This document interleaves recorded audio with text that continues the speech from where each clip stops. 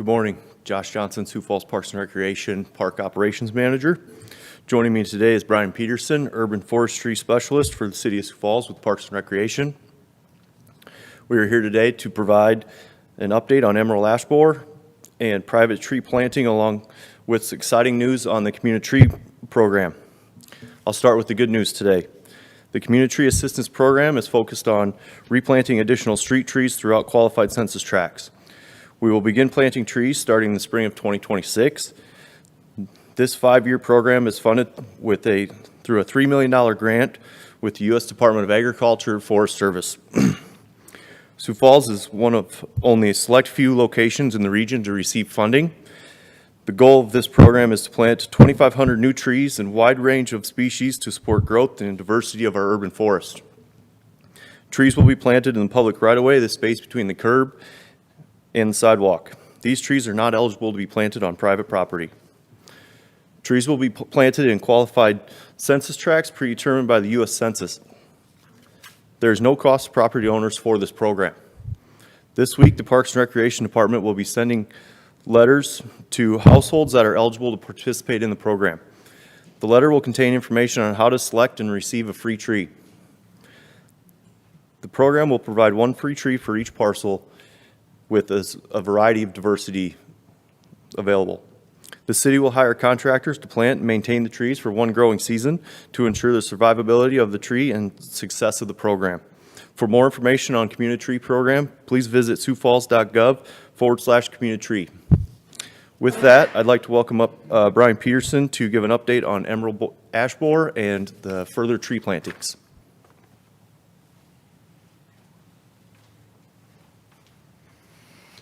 Thank you, Josh. I'm Brian Peterson. I'm the Urban Forestry Specialist with the City of Sioux Falls.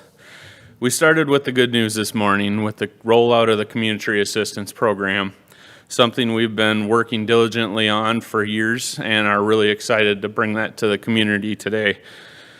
Now for the bad news. The emerald ash borer. EAB is still here in Sioux Falls. EAB will never fully go away. Emerald ash borer has been in the United States since 2002, and there hasn't been a single community to fully eradicate this pest. It's here to stay.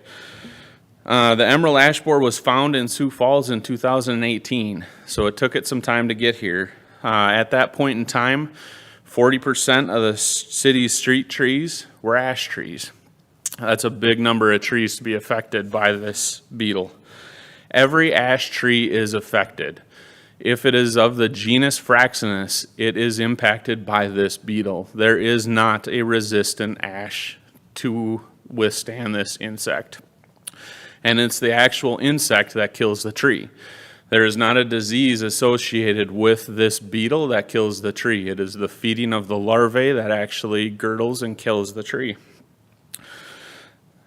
The city has been very proactive with managing ash trees since this beetle took effect. Unless treated by adjoining property owners, the tree has been preemptively removed, or we seek to preemptively remove that. There are still ash trees along our streets today, and that is mainly because those trees have a report of treatment from the abutting property owners. Those trees, if they fall off of treatment or if the property owner has a change of heart, they want us to remove the tree, we will do so for that property owner. The public right-of-way, as mentioned before, it's the area between the sidewalk and the boulevard. There are areas of Sioux Falls where there are no sidewalk. That does not necessarily mean that there is no public right-of-way extending from the street onto the property. If you are in question of whether a tree is in the public right-of-way or not, please reach out to us and we will help clarify this question. As mentioned, we're in year 7 of a 10-year plan. So we are starting to round out our response on public-owned property. We're in a pretty good spot, and that is mainly because we have had support from the community. We've had support from city councilors. We've had support from all city departments and divisions. It has been a unified One Sioux Falls approach. Now the work shifts to private property. Part of the work we do to maintain a healthy urban forest in the city of Sioux Falls is to annually survey our canopy from our forest health survey. We do this every year. It's a limited visual assessment of all trees in the city of Sioux Falls. We conduct it from the public right-of-way, and we look at trees and assess their health as best we can from the public right-of-way. Our most recent forest health survey has shown nearly a double in ash tree mortality on private property. We knew this was coming. We talked about it last year. We predicted this increase this year, and we are anticipating another increase next year. As insect numbers increase and emerald ash borer is more prevalent throughout the community, mortality of trees is going to increase along with that. We're asking property owners to take steps now to either treat or remove your ash trees. Have a plan for your property, know what trees are on your property, and think about when it's right to start acting on that. There's a lot that really goes into that conversation. And even talking with Sioux Falls residents, it's so unique to the individual property and the tree and the homeowner themselves. Where is this tree located? Is this a tree that's hanging over your entire house? If that tree dies and becomes as brittle as styrofoam, yet maintains the same weight as the tree that it has now, you can see that that is a significant hazard to your property. It is much more efficient and effective for arborists to remove those trees now while they are still healthy versus waiting for that tree to become a hazard that could risk damaging your home. The price of a removal for a dead ash tree is going to be a lot more costly than removing a tree that is still relatively healthy. EAB is, emerald ash borer is the most devastating forest pest to hit the United States. There is a lot of residents that remember Dutch elm disease and the removal of trees with our American elm. EAB has since surpassed that. But if there is a silver lining in this process, it is that with the removal of ash trees, it has now created space for us to replant. Back when Dutch elm disease hit and we lost all those elm trees, we used a single tree to replace them. In a lot of instances, ash trees were that tree.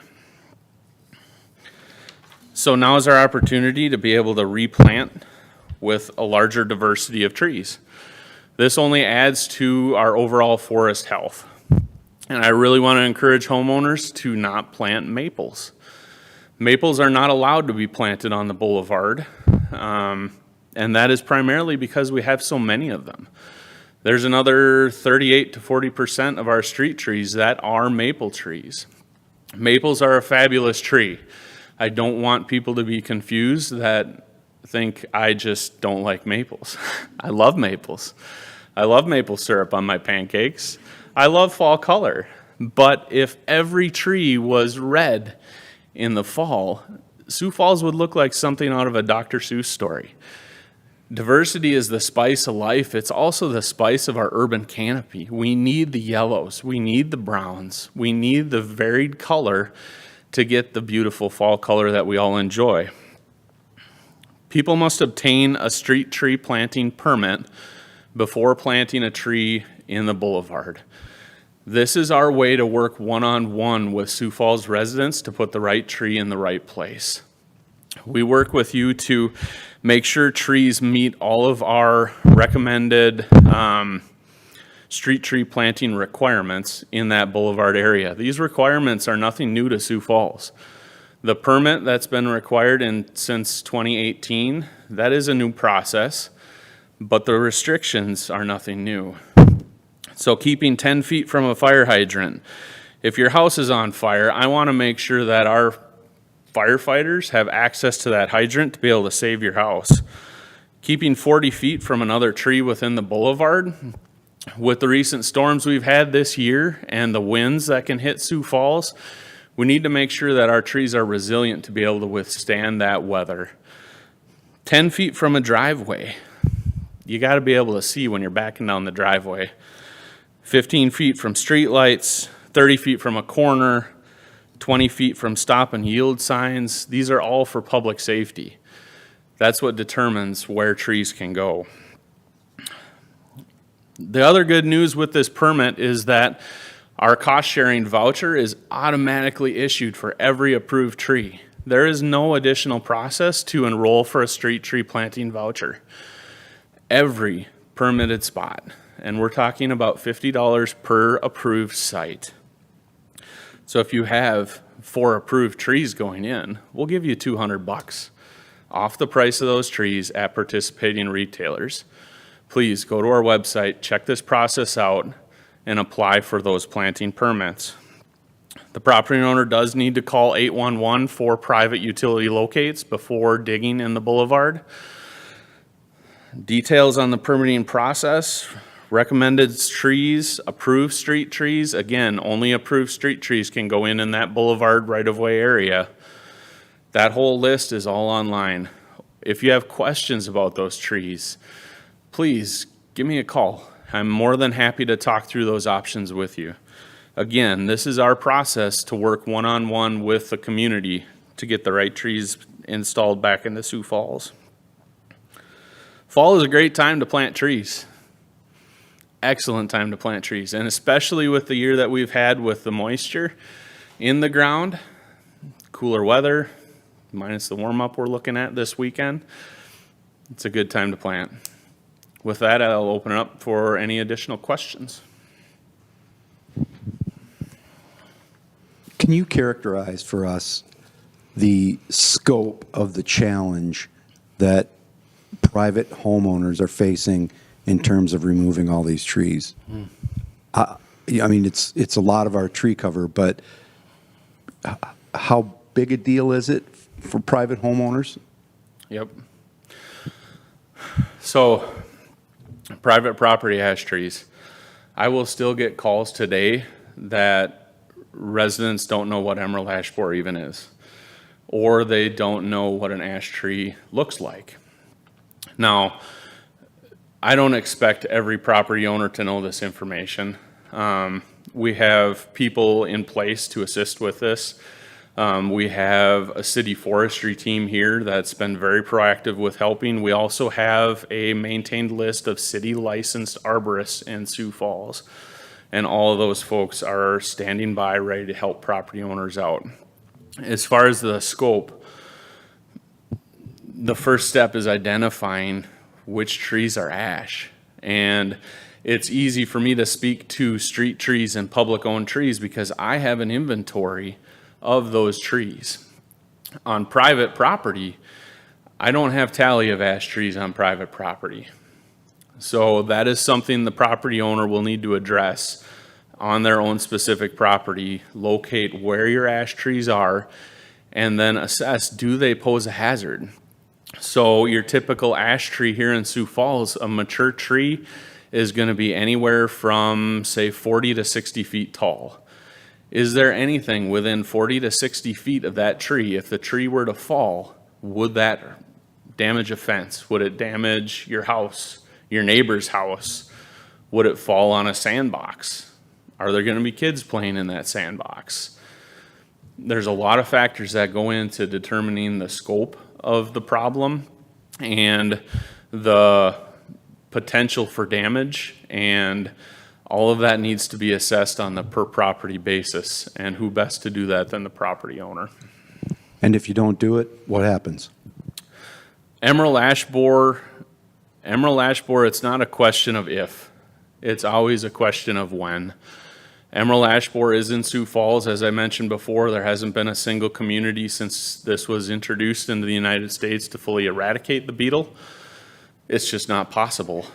So it's a matter of when that beetle gets to the tree. And if the tree is not treated, it will succumb to emerald ash borer, eventually die, and then become a hazard to the area surrounding it. I mentioned the striking distance before. So it's just a matter of time. And in some areas, the tree may look great and it hasn't been treated. Again, will it get there this year? Maybe. Next year? Possibly. But you do anticipate a huge ramping up of Yes. dead trees in the next few years? Based on our Forest Health Survey numbers, I think we have started to see the increase in mortality citywide. And the increase in mortality is directly linked and correlates with the increase in insect numbers. The more insects we have out feeding on our trees, the more trees that are going to die. And the real variable in this is how many ash trees are on private property that have not been treated or have not been removed. So how much food is out there for the insect that it has to feed? And when will the number of beetles and the number of trees or food source, when will that start to balance out to where there's less food available for this insect? And then that's where we'll start seeing the decrease in mortality. But predicting when that spike exactly is going to happen in Sioux Falls, it's going to be, there's a lot of guesswork. And you ask someone else, they might give you a different number as well. I'm saying 3 to 4 years is when we're going to realize that spike here in Sioux Falls. So you got like a ticking tree bomb in your backyard? You know, a ticking tree bomb, that might be a little extreme, but yeah. Questions? Good. All right. Okay, thank you.